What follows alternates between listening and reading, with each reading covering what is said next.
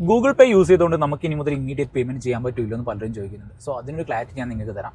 So currently RBI ഒരു പുതിയൊരു circular plan ചെയ്യുന്നുണ്ട്. അതായത് എന്ന് വെച്ച് കഴിഞ്ഞാൽ 10,000 രൂപയ്ക്ക് മുകളിലുള്ള എല്ലാ ട്രാൻസാക്ഷനും ഇമ്മീഡിയറ്റ് ആയിട്ട് ചെയ്യാൻ പറ്റില്ല. പകരം 1 hour കൊണ്ട് മാത്രമേ ആ ട്രാൻസാക്ഷൻ കംപ്ലീറ്റ് ചെയ്യാൻ പറ്റുള്ളൂ.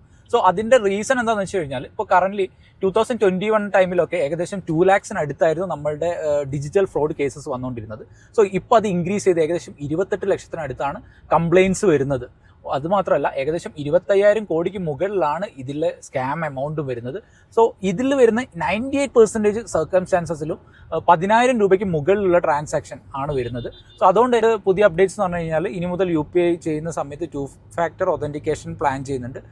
കൂടാതെ തന്നെ നമ്മളിപ്പം അബ്രോഡിൽ നിന്ന് പേയ്മെൻറ്റ് ചെയ്യുകയാണെങ്കിൽ അത് ഡയറക്റ്റ്ലി സ്കാൻ ചെയ്ത് ചെയ്യണം. അല്ലാതെ നമ്മൾ പണ്ടൊക്കെ ചെയ്ത പോലെ ഇപ്പം QR കോഡ് സേവ് ചെയ്ത QR കോഡ് യൂസ് ചെയ്തിട്ടൊന്നും നമുക്ക് UPI പേയ്മെൻറ്റ് കംപ്ലീറ്റ് ചെയ്യാൻ പറ്റില്ല.